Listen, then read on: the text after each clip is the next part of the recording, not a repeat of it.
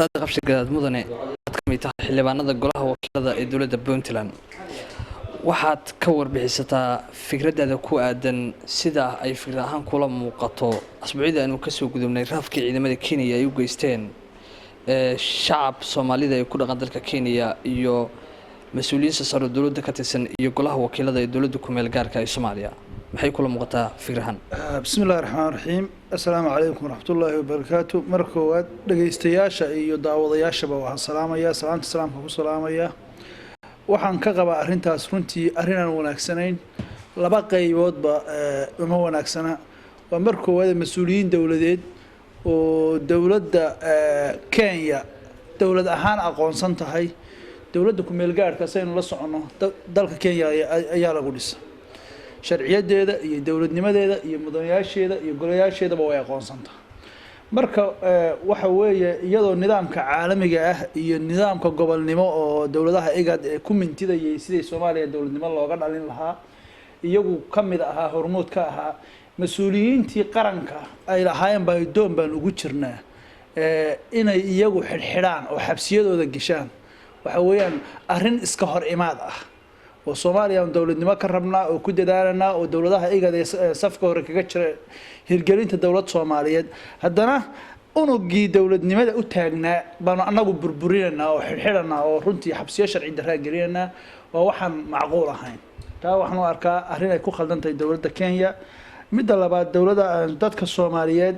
inay laba qaybood weeye qaybna waa qayb ay u ogolaadeen qaxoontinimo ay dalka ku joogaan qaybina waxa weeyaan qayb deegaan ahaan oo sharci ku jooga dalka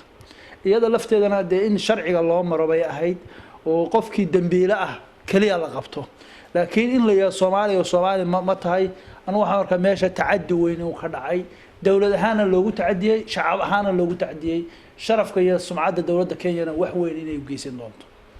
ma kula muuqataa in ay soo dhamaatay xilligii tixgelintii loo hayay shacabka Soomaaliyeed oo dawladda Kenya ay u haysay mar haddii ay dhacday in xildhibaano shacab iyo waliba saraakiil sare oo dawladda dhexe ee Soomaaliya ka tirsanaa jiray ay xabsi dhigeen waan u arkaa runtii arrintan waa arrin qof kasta oo mas'uul ah oo faham dawladeed leh ama mataqaddarisnimo eegaya aan marnaba ku dhici karin waayo qof dambi uu gali karaa dalaan waxay uu ku gali karaa dambiile in la qabta waxa weeyaan wax dhibaato ma aha laakiin dawladdii iyo shacabkii wadan iska dhan dadkiisii baan xabsiyada ku guranaa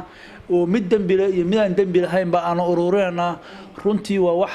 inagu cusub waa wax aan matqana jawaabteeda in la weydiiyo cidii samaysay maaha cid kale aan ka jawaabi karin waayo Soomaaliya maanta kama dhici karteen taas oo kale marka waa arrin u baahan dawladda Kenya in la weydiiyo leeyahay maxaad uga jeedaan waxaan idinku sharaxaad ka bixiya dawladda Soomaaliya ee dalka ka jirta itaal badan bay lahaana ma aqoonsantihiin hadday jawaabtu tahay ha sidee mas'uuliyiinteeda wax xiri kartaan sharciga idin ogolaad xidhan muxuu yahay tan shacabka Soomaaliyeed runtii shacabka Soomaaliyeed kalsooni badan bay Kenya ku qabaan waa iyaduna waa arrin kale oo mushkiladeeda leh wixii khaladaad ee shacabka Soomaaliyeed la yimaadeen iyadu waa gaar qaabka loo dabagelayo cidii khaladaadka dalka laga galay qaabka loo baarayo ciday ku cadaato si loo xiri lahaa waxa sharciga habkii loo marin lahaa iyadu waa dariiqo kale saasan u arkaa iyada su'aasha ugu dambayso mudane waxay tahay waxa soo baxay inay jiraan warar sheegaya in xildhibaanan ka tirsan dawladda ku meel gaarka ay iska dhiibeen wadamada dhaca qaaradda Yurub qayb kamida fikradda iyada taa kaga wajahan ka waran maxay ku leegtahay waxaan u arkaa wax laga xishooday inay tahay qof mas'uul ah oo mas'uul qaran ah oo umadi dooratay oo haybadii iyo sharaf dal xambaarsanay inuu qaxoonti iska dhiibo ma aha sharaftu waxay ku jirtay ninkii aan ku qanacsanayn inaanu shaqayn karin xilka ummadda inuu marka hore wareejiyo istiqaalad sameeyo anuu hawsha ma wadi karo isagoo shakhsi ah oo aan sharafka ummadda Soomaaliyeed xambaarsanayn inuu markaa uu meeshu raba u aado waa arrin runtii ummadda Soomaaliyeed aanu arkay ku tahay ilhaano qof dadka waxa weeyaan taasuna waxaan u soo jeedinayaa ragii hadii cidii arrintaas samaysayna inay gafka inta la geysteen taariikhdana ay la socon doonto